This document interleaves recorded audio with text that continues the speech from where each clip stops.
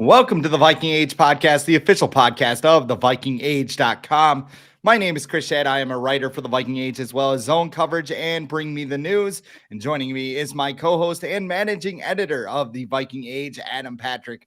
We do this every Monday and Thursday night right here on the Viking Age YouTube channel. We are also available in podcast form on Spotify and Apple Podcasts.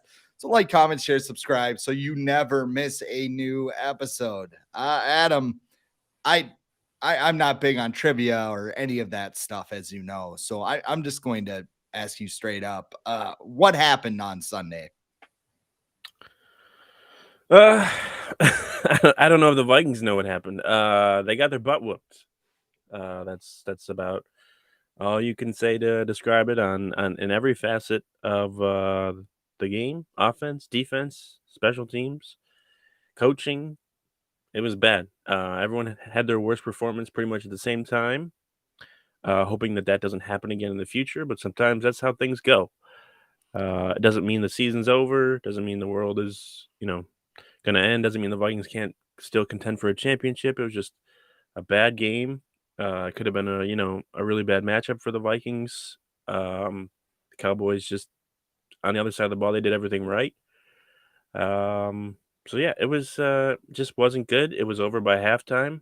CBS let everyone know that by switching over after the third quarter. But yeah, it was bad. I don't know why, but like I'm not worried about it. Like maybe with Zimmer teams in the years past, I would have been worried, but I feel like this is a different team, this different coaching staff. They're gonna have hopefully a different approach and make the right adjustments to make sure something like this doesn't happen, or at least do the best they can to make sure that this doesn't happen again. But yeah, it was bad, and I don't know. It was what, a 37-point loss? Yeah. But to me, like, if they lost by 21 or 37, like, I don't really see that big of a difference between that, because I've seen a lot of stuff on like the point differential now for the Vikings, and I'm like, okay, I guess, but they're still 8-2, so they must be doing something right. But yeah, it was not good, but you throw it in the trash, move ahead. Luckily, I think a lot of the Vikings are excited to get to play on Thursday and get get a quick chance to get that bad taste out of their mouth, and we'll see Yeah. if they can do that. Yeah. I mean, like, we kind of knew something like this was coming. Yeah. Jesse Pierce, who's on the Before I Die podcast with Yeah. Thor Nystrom, kept saying, the Vikings will lose another game this year. Yeah. And she wasn't trying to be like, mean about it, like, oh, they suck and whatever. No, like, that was just a fact. They weren't going to go 16-1 and go all the way to the Super Bowl and win. Like, there was going to be a bad game thrown in there, whether it was 3 points or 37. Like, the Vikings were going to lose in some fashion. I think it's just a shock of how bad it was in terms of, the eye test even. Yeah. The offensive line in general, allowing 7 sacks on Kirk Cousins, that can't happen. And you lose Christian Darrisaw in that game. I totally understand that you're going to have a drop off there, but I mean, it was like they just weren't prepared to play. And I don't know if they read their press clippings. I mean, this is like a staple of the Zimmer regime, right? Like, they would have these awesome performances. Maybe they would get a surprise winner here or there. And then the very next week, they would just come out and get absolutely blasted, or they would just have a WTF game. Yep. Like, the Buffalo game a couple years ago. That's really what this reminds me of, is that, the Vikings just weren't prepared to play. I don't know if they didn't practice enough, because I know Kevin O'Connell kind of pumped the brakes, which I was all for. I mean, that's something you got to do. But, I think to have this hiccup now is a bit of a positive, because when you look at the schedule, you have, I mean, these 4 games: Buffalo, Dallas, New England, New York. Those are hard hitting, trench warfare type teams. And, if there's a weakness of this team, it's between the trenches. It's the offensive line and the defensive line, especially when Zadarius Smith is nursing a knee injury. So, I mean, I looked at this stretch before the Buffalo game and I said, if you can get out of this stretch at 500 and, maybe after this stretch, maybe Cameron Dantzler gets healthy. A Caleb Evans will likely be healthy from his concussion, although we just don't know, as we saw with Christian Darrisaw. Could just be a couple of plays, and then all of a sudden, nothing happens. But yeah, it's a I lost my train of thought. Somebody was reaching out to me. I mean, if they can get healthy and get ready for that stretch run, like my target date for this team to hit its stride is December 24th against the Giants. So that is basically where I think the Vikings should hit their stride. Yeah, and they've had games, like you said, with Zimmer like this in the past. A lot of those guys from those teams are still in the locker room. You know, Kirk Cousins, Adam Thielen, Harrison Smith, Neil Hunter, Eric Kendricks. Like a lot of those guys are still around. So that that behavior or mentality of we just won this great game. No one's going to beat us now. Maybe we don't have to work as hard this week is still in there. I'm not saying they didn't work hard last week, because they probably did. But and also Kevin O'Connell's learning too. Like he might have been a little more relaxed with the Vikings during practice leading up to this, and now he might not be. Now he might be like, okay, guys, like we might have won this great game, but we still got this big opponent coming up, and they're not going to mess around. So I think it's a learning experience for everybody. I think, especially in game too, because it didn't seem like Kevin O'Connell made a lot of adjustments, even though Kirk Cousins kept getting killed. Like he didn't call a lot of quick passes or screens or stuff to just rollouts to just get to prevent the pass rush from being as dominant as it was.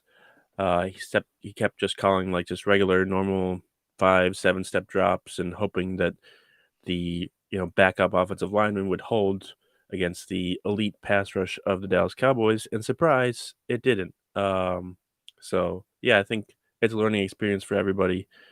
But yeah, it's good that it comes now. It's good that it's not right at the end of the season before you go into the playoffs, or in the playoffs. But yeah, let's not. And also, the Cowboys are pretty good. They're what, 7-3, Mm-hmm. 6-3. Um, they're good. They're gonna be a tough team to beat in the playoffs. Tony Pollard is ridiculous. I'm not really sure why Zeke Elliott is even playing as much as he is, because Tony Pollard needs to be on the field as much as possible. But I know they're paying Zeke a lot of money, so that's probably why. But yeah, the Cowboys are good. Apparently, playing these NFC East teams is not easy for the Vikings this year, because they got killed by the Eagles. They were losing by 10 in the fourth quarter to the Commanders, and they got killed by the Cowboys. So I'm a little worried about that Giants game. Not gonna lie. Yeah, and I think too, my concerns are more long term than anything. The Darrisaw thing is number one on my list as far as concerns, because it's his second concussion in 2 weeks, and he suffered it pretty quickly. I think he only lasted the first drive, and then he was pulled from the game. Yeah. Did you see it?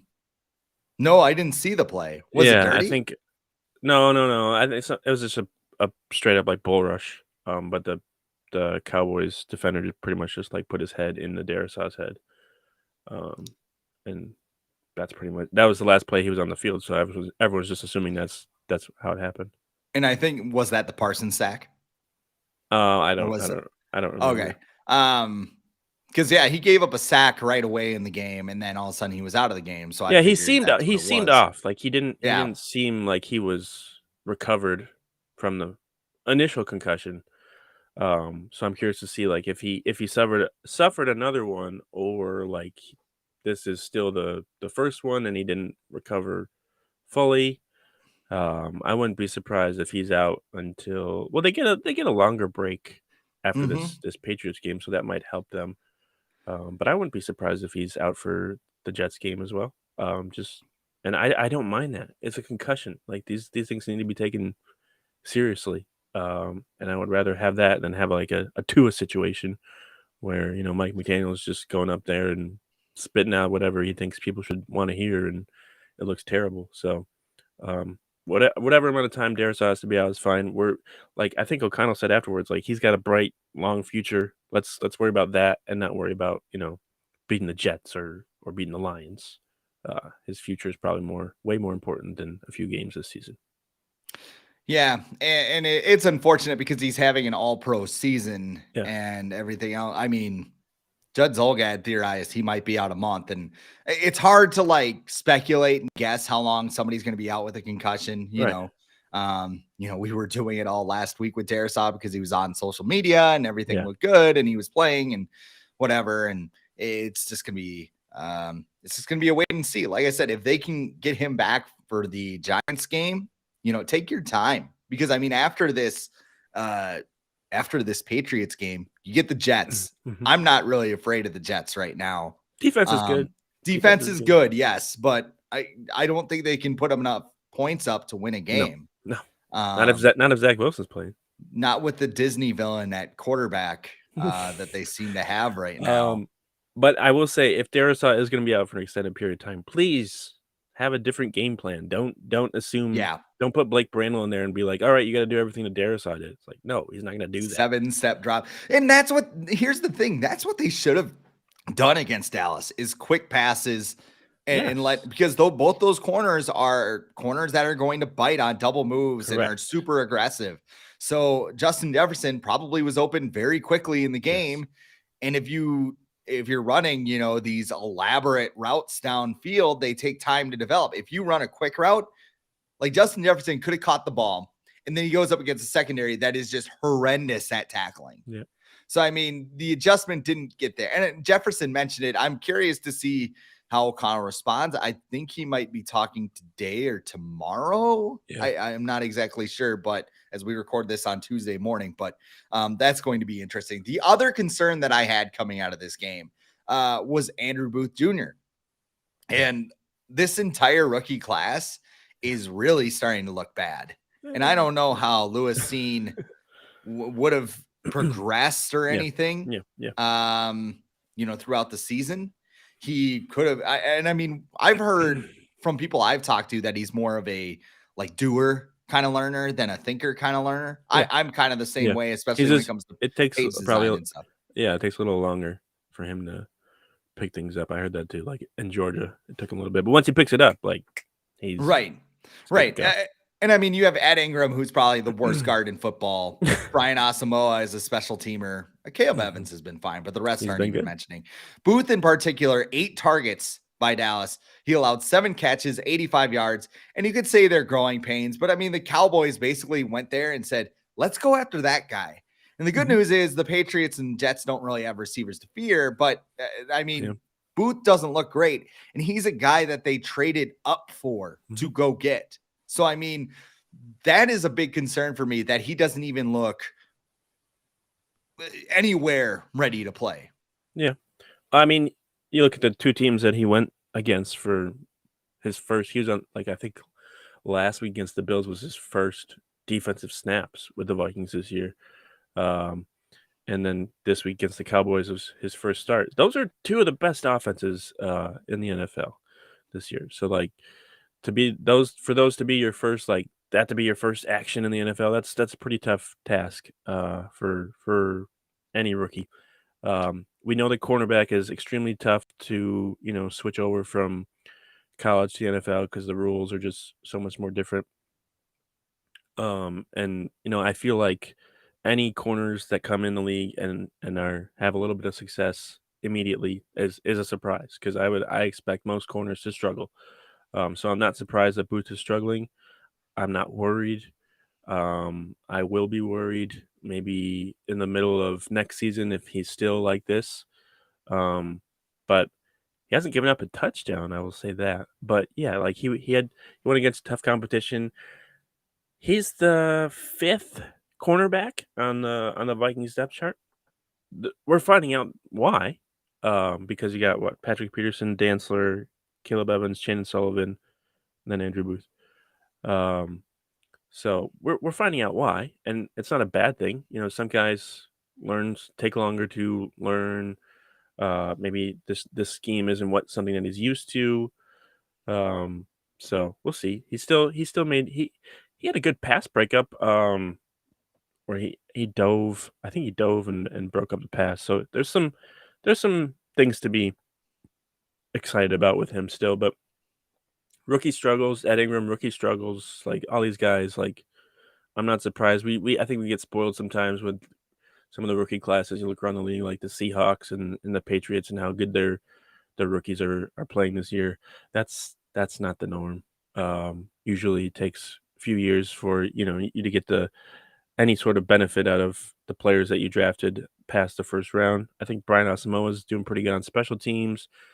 Do we count Ryan Wright as part of the rookie class? He was an undrafted free agent.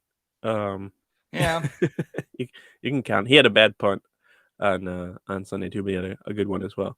But yeah, I mean, it's not good. Like you would like your depth to be better out on the field, but the Vikings, injury wise, they don't really have a whole lot of choices right now. So it is what it is. But yes, luckily they were playing the Patriots and Jets, who can you name the top receiver on the Patriots? I can't. I want to say it's Kendrick Bourne. That's the first name that comes to mind. Let's see. The Is he even on the leader. team? There's Jacoby Myers, but he Yes, doesn't score touchdowns unless I'm playing him in fantasy. Jacoby Myers has 44 catches for 509 yards and 3 touchdowns. Is he the number one? Yeah, he's averaging 8 targets a game, so I'm guessing. And then you got the next best receiver is Nelson Aguilar, Devontae Parker. So yeah, Like here's the thing. It's just like Bill Belichick doesn't need help to identify your weaknesses. No. And the Vikings just put them all on tape in a big red bow, like they're passing, a bowl of sweet potatoes at Thanksgiving. He was gonna find him anyways. Yeah, like he's probably just flipped on. He's like, oh shit, that was easy, right? Go steal Christmas or something. And I mean, this is where it gets bad because Bill Belichick. I wrote this at Zone Coverage. He is the worst possible guest for the Vikings for Thanksgiving. Because I mean, I looked through the history of the Vikings against Bill Belichick, and I have it. So I mean, I'll run through it super quick here. But like 2002, the Vikings fell behind 21-0 and lost 24-17 in Foxborough. Vikings finished 6-10. They sucked anyway, so I'm not going to waste too much time on that. 2006, Vikings started the Brad Childress era 4-2. I went to this game. It was a Monday Night Football game. It was the first Monday night game I've ever been to. Tom Brady threw for 372 yards and 4 touchdowns, and they won 31-7. The only offensive touchdown was a Miwelde Moore punt return. Ooh. And the Vikings, like I said, they started 4-2. They finished 6-10. 2010, Patriots won 28-18. Brett Favre got hurt. Randy Moss had a meltdown, was traded to Minnesota, and then got cut because he doesn't like Tanucci's. They finished 6-10. Sensing a pattern here. Yeah. 2014, Mike Zimmer. Yay. They beat the Rams. Harrison Smith, pick 6. Adrian Peterson got suspended before the game, but this is a new era. We're good here. We got Norv Turner. Right? The Vikings managed just 217 yards of total offense. Most of them on the first drive where PA had an orgasm in the booth or something. Vikings lost 30-7. AP never played another game, and they finished 7-9. And then 2018, Stephon Diggs and Adam Thielen were just taking over the league. Bill Belichick said, well, let's double these guys, see what happens, whatever. Surprisingly, Laquan Treadwell didn't step up. And Dalvin Cook had 84 yards, but he only had them on 9 carries. So Vikings lost 24-7. They fired John DeFilippo and 8-7-1. The Thielen argument with Belichick game. Yeah, too. That was like straight out of the Minnesota Wild playbook. Like, we're getting our ass kicked, but I'm just going to start a fight anyway type of thing. Send a message. I think I figured it out that the Vikings have never made the playoffs in a season where they've played the Patriots since 2000, seems like. Right. Well, when was Belichick hired? Was that 90? Because they won the Super Bowl in 2001. So was it 99 or 2000? So those would have been the only times they played Belichick. Right. 2000, I think, actually. So basically what I've noticed is that he knows how to shut down any offense that's thrown at him. That's not a surprise. He's Bill Yeah. Belichick. He's probably the greatest coach of all time. Not Sorry, according Packer to LaShawn fans. McCoy. Yeah, but they probably had a field day, by He's the way, just a on guy Sunday. with him. Just in Just the a viewing guy. room, just cracking some cold ones and Yeah. hanging out with Minnie Mouse. Yeah. And I mean, this game shouldn't scare me. I look at the roster and I go, they're fine. And the thing is, the Patriots have the second highest pressure rate behind the Dallas Cowboys as far as getting to the quarterback. That's a little bit of a concern. But I mean, I look at this roster and I don't really fear anything. Like, if I'm Bill Belichick, I look at the tape and I go, okay, they just got bitched in the trenches, offensively and defensively. We're going to send pressure. We're going to send blitzes.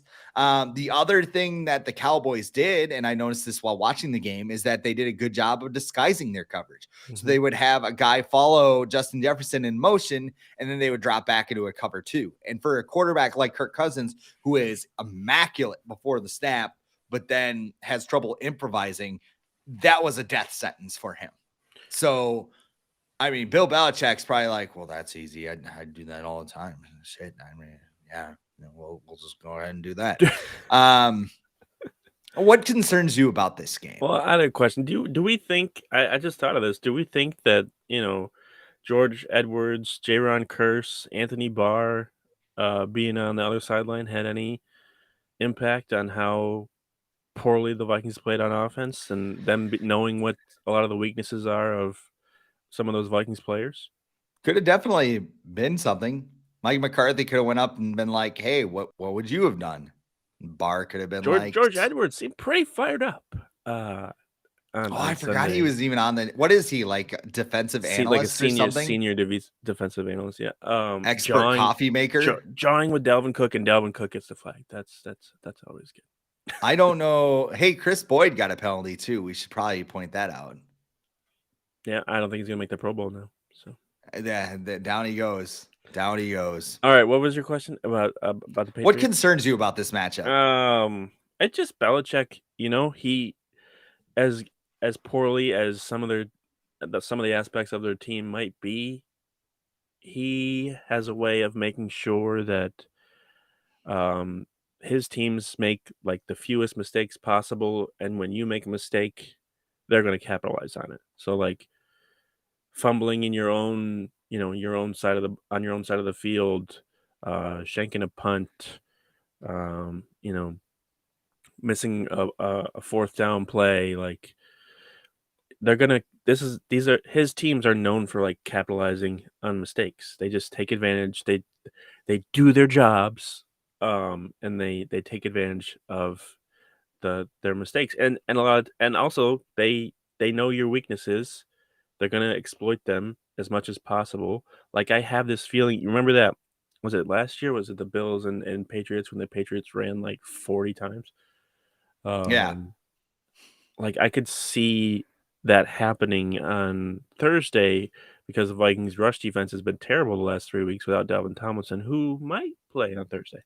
But I could see Bill Belichick being like, just stop it. Just do what you can. Just see if you can stop it. I don't think you can, and we're going to keep running the ball until you can stop it. And he doesn't care as long as they win. He doesn't care if Mac Jones has 5 pass attempts or whatever. They're going to do whatever they can to win. And yeah, I don't know. Like people are like, "Oh, the Patriots are not that good. They lost a bunch of games." You always got to be worried about the Patriots, especially if you're a team that doesn't play them very often, because you're not used to like a team like the Bills or the Dolphins have a better chance at beating the Patriots because they're used to some of the stuff that he does. But a team like the Vikings that sees them every 4 years, it's never usually a good thing. So I know the Vikings are favored by what, 3.5. 2.5. I actually looked this morning when I was trying to it's figure going out down. Good. They probably watched the game one more time and like, yeah, that's a little high. Yeah, it's I think it's gonna be low scoring. I think Greg Joseph's he's got to make his kicks. He can't be missing kicks because points are probably gonna be hard to come by. This is where not watching the second half kind of hurts me a little bit because did he miss a kick? No, Okay. no, He made his first field goal in US Bank Stadium since week 1. That was yeah, big. yeah, I guess if we yeah. want to talk about It was 20. positives in that It game, was 26 yards. You better make that. I don't know. Blair Walsh was 27, so Well, that was too far. So, that was out of his range. oh, since they're playing on Thanksgiving, I wanted to show you my shirt. Oh, very nice. Yeah, That is elite. a classic picture. I had to get my Thanksgiving shirt. I'm ready to go. Hopefully, Justin Jefferson can have a similar performance. Yeah, they're gonna be. I think they're gonna be all over him too. They're gonna be like, okay, Thielen's old. Go ahead, pass to him. I think T.J. Hawkinson's gonna be probably a big factor in this game. He cannot drop passes in the end zone like he did against the Cowboys because that felt eerily similar to week 2 against the Eagles. Mhm. When he catches that, the game is totally different. Like Irv Smith, he catches that, game's totally different. So don't drop passes, TJ. Jordan Hicks shouldn't survive any criticism either because Getting that was burned by pathetic. Pollard. Yeah. And I mean, Tony Pollard, like you mentioned it, he should be playing more, except the Crypt Keeper paid Zeke a whole bunch of money. Yeah. He's like, hey, I got to get my money out of Zeke. Yeah. Yeah. Real nice. But it just, Hicks has been slow in coverage all year long. And again, the Cowboys just found a way to do it. I mean, I hate keep going back to that game. But I mean, that's the type of game that you put weaknesses on tape and teams will look to repeat that. So what happens on Thursday? Like that's what makes this so interesting on Thursday. What happens when teams know what to do against you now? Is there another wrinkle that Kevin O'Connell can come up with to keep this from going? Because I mean, like I said, the Vikings are in a great position. 8-2 is not bad. Like in past years, this was like a death blow to the Vikings. Like we just lost to Cooper Rush and now we're under 500 and now we need this team to lose, this team to lose. No, you have the North wrapped up. You at least have one home playoff game. I think you still have a 2-game lead over Seattle or I think it's San Francisco now for the NFC or for the second seed. So I mean, you're in a good spot. And like if you need to kind of weather a storm a little bit, you need to do that. I mean, the Rams didn't win a game last year in November. Right. So, and then, they just kind of, okay, whatever, just keep working at it. And eventually they fought through it. So Can we talk about the Niners for a minute? Like, what is this obsession with everyone being like, oh, they're the team to watch, like watch out for them. As much they as don't people impress me. Their No, defense, they're a lot like the Patriots. Their defense is good and they have good players. Again, I've said it before. Kyle Shanahan is the kid who plays with a box at Christmas because he gets the Green Ranger Megazord RIP, and he just wants to play with the box and pretend he's the Dragon Zord. I mean, I'm just looking at people always talk about like who have the Vikings beat or whatever, but like I'm looking at the Niners schedule right now. Their best win is over the Seahawks in week 2 when the Seahawks were still trying to figure things out. They lost to the Broncos. They got blown out by the Falcons by 14 points. They beat the Rams twice. They got killed by the Chiefs. They barely beat the Chargers. They just killed the Cardinals, who are terrible, who had their backup in. They beat the Panthers, big whoop. Like, to me, and everyone's just assuming that Christian McCaffrey is going to stay healthy for the rest of the season, even though he hasn't done that in like 4 years. I don't understand it a lot. Like this, there's a lot of obsession too. Like Kyle Shanahan, he's like this genius or whatever. I'm like, have you looked at his? Mike Tice has a higher winning percentage than Kyle Shanahan in his career. That shouldn't happen the way that they talk about Kyle Shanahan. I know he's a great offensive mind. He's probably a better offensive coordinator than he is a head coach. I don't know. I understand they get in the playoffs, they're going to be a tough team to beat, but this obsession, like, oh, they could be like a sneaky Super Bowl favorite. No, I don't think so. It's just it just bothered me because like Troy Aikman was like drooling over Kyle Shanahan yesterday when they beat the Cardinals with Colt McCoy. It was just I don't know. That bothered me yesterday. And I had to like get that off my chest. But yeah, Not only the Cardinals, the shorthanded Cardinals. You mentioned yeah, Colt McCoy. They were down Hollywood Brown. yeah. They were down. I think Rondale Moore got hurt very early in that game. Imagine 170-pound receivers getting hurt in the NFL. That's weird. Yeah, it just I don't know. That Arizona team's not good. They don't have leadership. They don't have good coaching. They don't have a lot of things. I would still say And the Vikings are the third best team in the NFC behind the Eagles and Cowboys. yeah, and I don't think the gap between the Cowboys and the Vikings is 37 points. It was just a really off day. I don't know. This happens. It happens. Like it's so funny to hear us talk about this because it's like we're just sitting here like, what was that? Like, yeah, we're not gonna know. We're not gonna know until Thursday. Like if they come out and play like this on Thursday, sound the alarm. But if they don't, if the Patriots put 40 points up on the Vikings, go ahead and cancel the season. Like that's not gonna happen though. But like there's evidence. Like I know I myself and a lot of other people have posted things on Twitter. Like 3 of the last 4 Super Bowl champions have all had a game in their season where they've lost by 21 points or more. Like it's just the Bengals lost by like 30 points last year in the middle of their season before making the Super Bowl. Like this, it's just happened. Sometimes things unravel and you can't recover, and it gets out of hand, and that it is what it is, and you move on and you figure out. Sometimes it's good though. Like it makes you kind of take a step back and realize, okay, we're not as good as we think we are. We still have plenty to work on, and you fix those weaknesses, and it helps you moving forward so that you can, be better when you face a team like the Cowboys or the Eagles in the future. Because I would like to see the Vikings play the Cowboys again. I know a lot of people are like, no, they just got killed. But I would like to see that again. Like I said, Hawkinson catches that touchdown. That game's way different. So it's just a weird game, and hopefully, the result on Thursday is much different. All right, so the Vikings will win on Thursday if they got to stop the run. They have to stop the run. I know the Patriots aren't the best at running the ball this year, so it could be a little easier. They're not the Cowboys. They don't have that. Their offensive line isn't as good as the Cowboys. But the Vikings have been giving up rushing yards, a lot of rushing yards without Dalvin Tomlinson in there.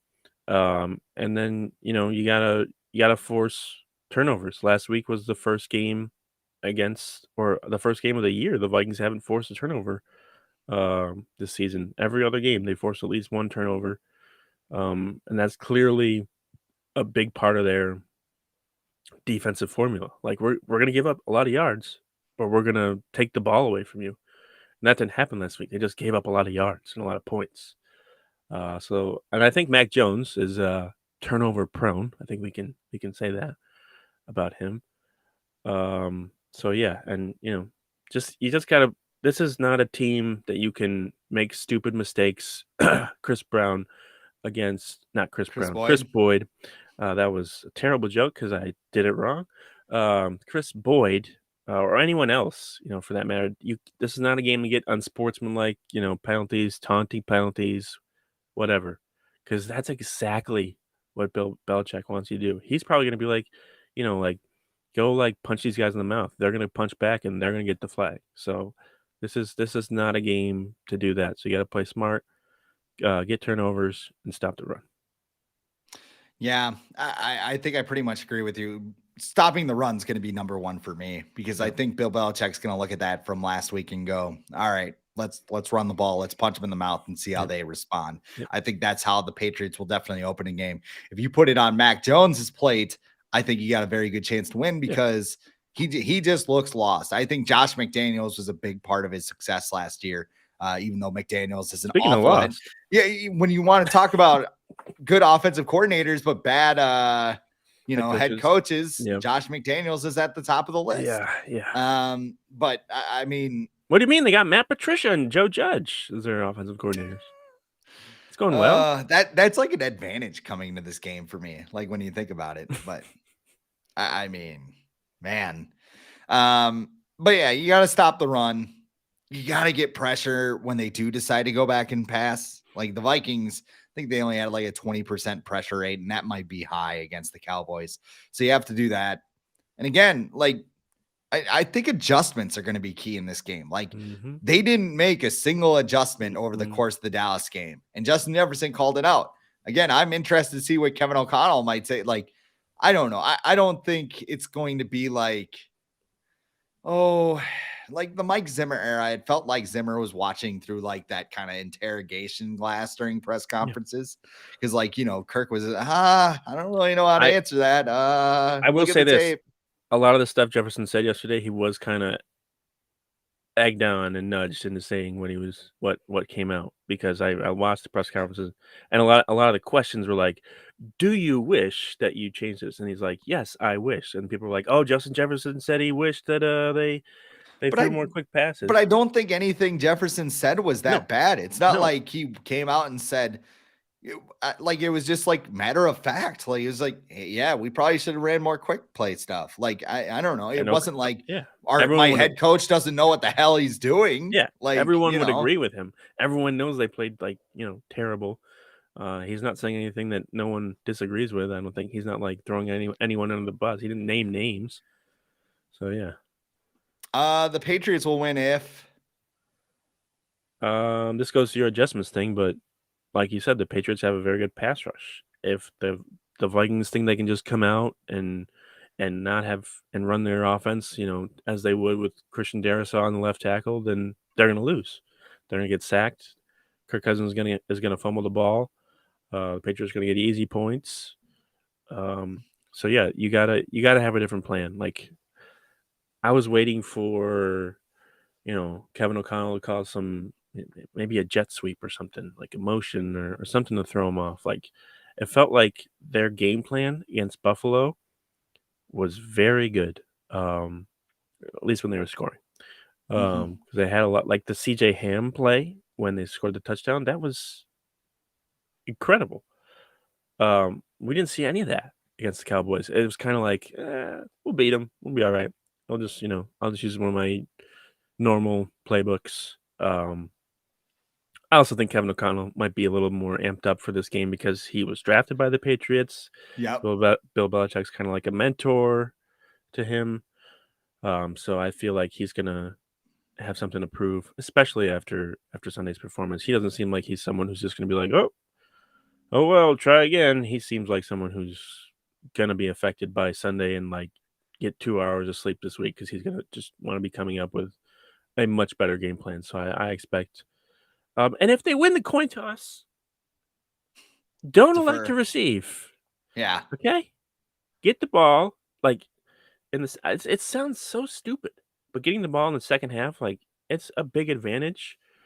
First and the second half, because if you get the ball at the end of the first half and you score points, then you can score points in the beginning of the second half, which the Vikings haven't really done this year because they sucked in the third quarter.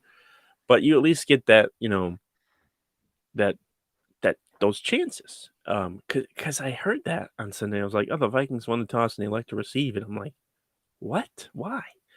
But maybe they just wanted to like get ahead quickly and control the game plan or whatever. But yeah, make adjustments. Don't come out with a 7-step drop plan. Call quick passes. Throw, call some trick plays if you want. That Bill Belichick likes to do that stuff. Well, I guess Josh McDaniels like to do that. But throw them off. Don't just give them easy, opportunities to stop you. Like, this is the Patriots. They're a smart team, and you have to outsmart them. So that's what you got to do. What's your the double dip? It just reminded me because I always do that in NCAA football, and tough news today. Not for a while. Yeah, July 2024. Which can I rant? Can we go this route before we do score predictions? Because I was one of the guys who overpaid during the pandemic to get NCAA college football, and I also have a PS5.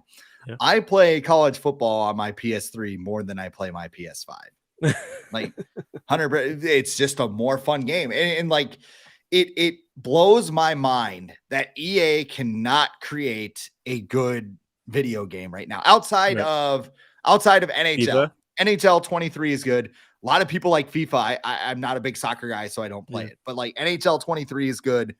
Madden is just a dumpster fire every year. And like, I don't know if it's because I suck at it and throw interceptions all the time. I've heard a lot of people have had issues with interceptions. I'm not sure if it's like, I haven't I'm played not sure if Madden it's, since I had a PS2. well, and here's the thing, like when I bought the new one, I'm like, I want to buy Madden and just see what it looks like. Right. And like there's just so many flaws with it. Like you can't even do a franchise because I guess it resets once it runs out of draft people. What? Like those are just little things where it's like, do you think you should go through that? But no, we need Madden Ultimate Team and we need to make our money off of that. And you know, little Jimmy and a 9-year-old playing in his underwear every day. Like that, you know, I mean, I just want to play against the computer in a franchise mode, build a team, and like have it be fun. Like that's the thing. NCAA 14 is fun. It's fun to build your own team. It's fun to take over. Like the one I started was because there is this group called College Football Revamped that has updated all the rosters. It's even put in like the newer stadiums, like the Hurricanes play at Hard Rock. They put in the new Hard Rock Stadium from a Madden. I can't remember whatever the last Madden last gen was. They put that in there. They put in the new Falcon Stadium is in there. Like they do tremendous work. So they're doing better than EA. they figured it out. It's just, you know, and I mean, I'm looking at the article right now. That's the best date for us to bring the game that we think is going to meet or exceed our player expectations. Well, Jesus Christ, it doesn't slow you down with Madden, does it? Like Well, I am just, I don't know. Maybe it'll be worth the wait. Maybe it won't. But I mean, you know what? It just kind of, I'll probably buy Madden next year and just with the hope. I think that next year I'm just going to wait and see what everybody else says first. Because I don't know. I've been out of the video game loop for a while. I'll probably get it back into it when my kids get older. But yeah, I used to play Madden all the time on my PS2 or whatever. I used to play NCAA football. Loved running the option. I think that was like one of my favorite parts of NCAA football. And yeah, like I feel like EA Sports is like basically like fallen off. They used to like be so dominant with every title. That's what I'm saying. NBA Live used to be like the game. MVP baseball, Tiger Woods. What's the boxing one they had? They had a boxing one too. Yeah, I can't remember what it was. They had everything, and now it seems like 2K is like the dominant brand for at least sports games. Or even like Sony Studios in the show. That's probably the best video game out there right now. I mean, even if you don't like baseball, it's easy to play. There's, I mean, this is what I like about NCAA 14, and like the non-video game crowd is probably turning this podcast off, but that's fine. But like, you can customize it to play it how you want. Like if you think you throw too many interceptions, you can turn it down. I mean, that's the slider, but like the offense, you can have a different skill. The defense, you can have a different skill. Like MLB The Show, like if you want to do a pitching meter, you could do it that way. If you want to have the meter when you throw across the diamond, you can do it that way. Like there's just options. I like the fact that there's options. Madden, there's not really many options unless you want to play Ultimate Team and pay microtransactions out the ass. So I mean that is, yeah, it's got me a little triggered this morning. Let's just put it that way. But anyway, let's get back on track. What's your prediction for the game? Let's see. What's the spread right now? 42.5. I came prepared at least. Over under.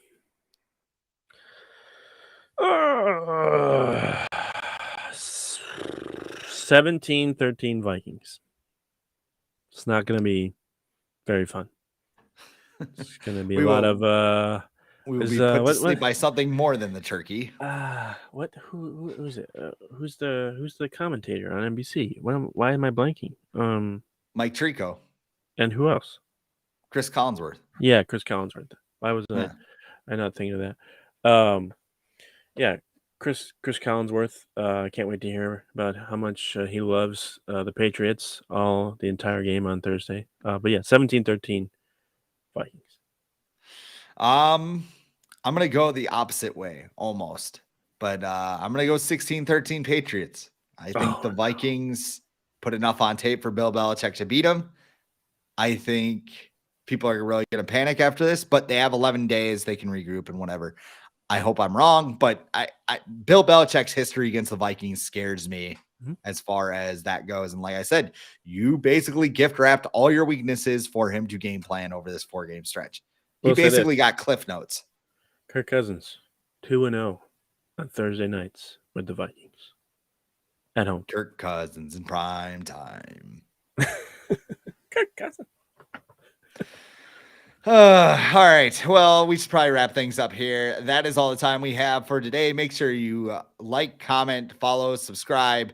I don't next even Monday. know what I'm saying right now. Yeah, we will not have a episode on Thursday, so we'll gripe about the game or praise the game on Monday so we can eat turkey and all of that good stuff. But right here on the Viking Age YouTube channel, I am Chris Schad. He's Adam Patrick.